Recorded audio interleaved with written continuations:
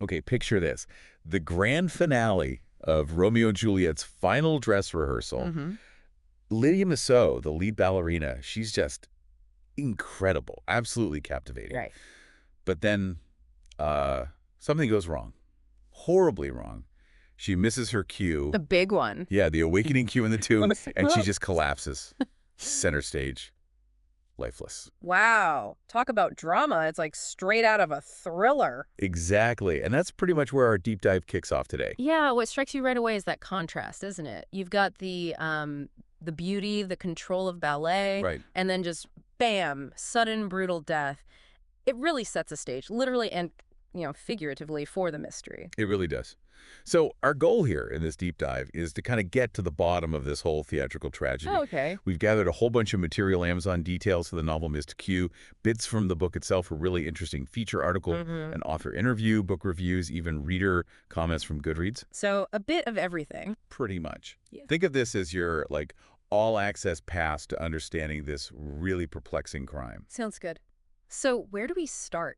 What actually happened that night Right. at Ballet Etudes? Okay, let's unpack the beginning of the book, Missed Q, the prologue. Right. It puts us right there in the lighting booth with Paul. He's the lighting director. Okay. And he is just completely mesmerized by Lydia's performance as Juliet, especially Act 3 where she fakes her death. He thinks it's flawless. So he's watching intently. Yeah, but then she doesn't rise for that awakening cue. Yeah. Nothing happens. Oh, boy. The stage manager, Darlene, she rushes out, starts whispering at Lydia. Trying to prompt her.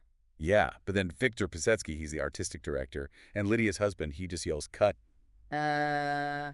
So the performance stops dead. Instantly. Music cuts off. Everyone knows this isn't part of the show anymore. Right. Darlene checks on Lydia, finds she's unresponsive, and just screams for someone to call 911. That sudden shift, huh? From performance to, well, real-life emergency creates this immediate sense of dread. Totally. You know right away this is serious. Something is deeply, deeply wrong. Okay, so 911 is called. The police arrive. Yep. Lieutenant Caitlin O'Connor and her partner, Sergeant Stan Bisso, they show up at the theater. Uh-huh. Stage is already taped off, the usual scene.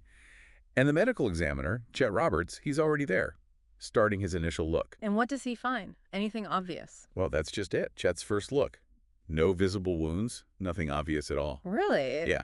His initial thought, maybe heart failure, which, kind of throws a wrench into the whole is this murder idea right away. That lack of an obvious cause, that's crucial, isn't it? Definitely. It means they have to dig deeper. The how becomes just as big a question as the who. What looks natural might not be. Exactly. So Caitlin and Stan, they start the interviews, and this initial group gives some really interesting first impressions. Okay, who do they talk to first? First up, Victor Pisetsky, Lydia's husband, the artistic director. He's, he seems distraught. Insists Lydia was perfectly healthy. Calls her his muse, his soulmate. Soulmate. And the book notes there's a pretty significant age gap between them, too. That's interesting. The intense emotion, the age difference, it suggests maybe a complex relationship. Could be. Yeah. You wonder, is it really just grief, or is there something else underneath? Always a question. Who else? Then there's Paul Gates, the lighting designer we mentioned. The one watching from the booth. Yeah. He seems genuinely shocked, calls Lydia his dear friend. Okay. But Victor's reaction to Paul is kind of dismissive. Almost like he wants Paul to just shut up. Oh, that's telling, isn't it? Definitely makes you pause. What's no. the dynamic there? Yeah, it could be jealousy, maybe some past issue, or maybe Victor just senses they were closer than he liked. Classic setup. For sure. They talked to Darlene Bott, the stage manager. She was right there when it happened. Uh-huh.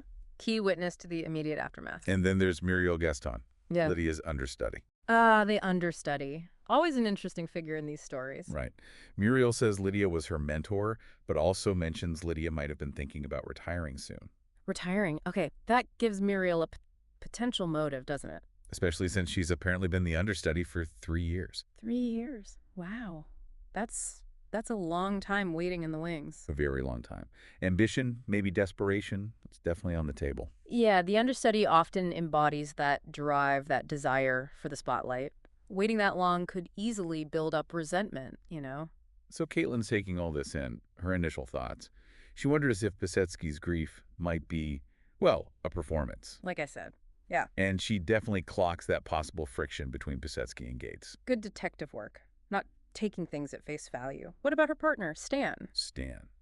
He seems kind of just sad, generally subdued. We find out later it's because he's going through a rough divorce. Okay, so he's got his own stuff going on. Adds a human layer to the team, but maybe affects his focus too.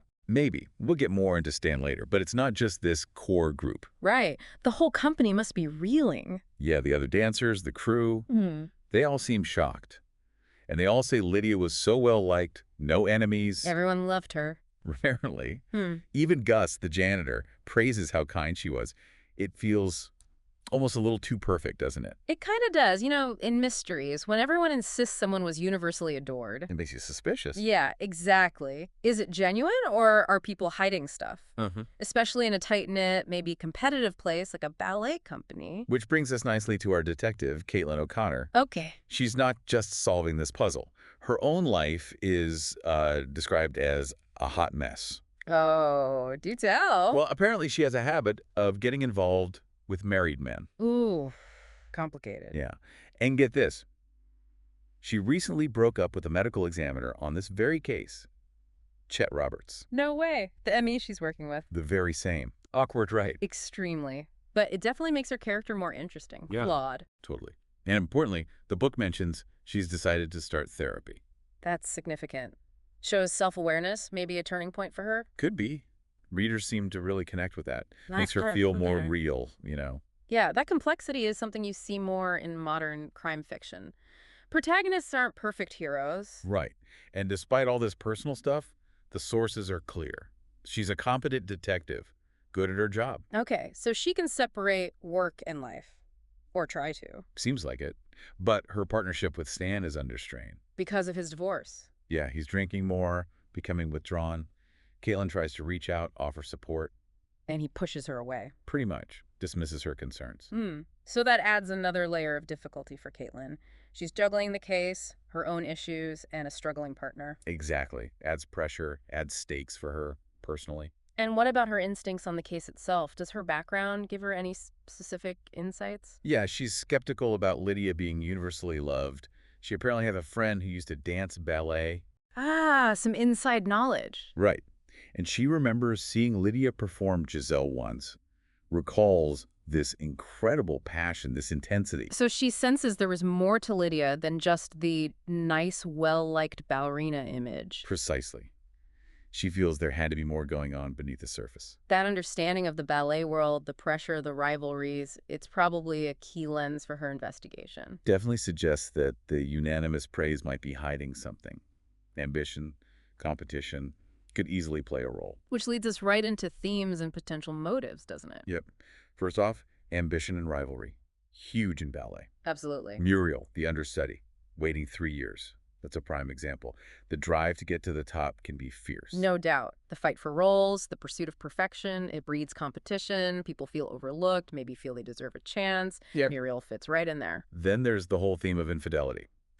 Romantic entanglements. Caitlin's own messy love life kind of mirrors the potential for similar stuff within the company, right? Yeah, it's a smart parallel. And the feature article we look at specifically mentions infidelity and revenge as possible factors in the story. So it's definitely floated as a possibility, suggests those universal things, love, betrayal, jealousy, could be driving the mystery. And then something more concrete.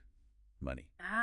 The financial motive. Always got to check that box. A Goodreads review mentions Lydia had a pretty substantial life insurance policy. Okay, well, that certainly provides a potential why, makes her death potentially profitable for someone. Classic motive. Right. And now, okay, big spoiler alert coming up, from the feature article. Ooh, okay. Brace yourselves, listeners. Lydia was pregnant. Pregnant, wow. Okay. And the child was not her husband, Victor's. Whoa. Okay, that changes things significantly. Doesn't it just, suddenly the pool of suspects, the potential motives, it just explodes. Absolutely. Who knew? Was Victor aware? Who was the father? Oh, yeah, that adds layers upon layers of complication. Reshapes the whole thing. Massive twist.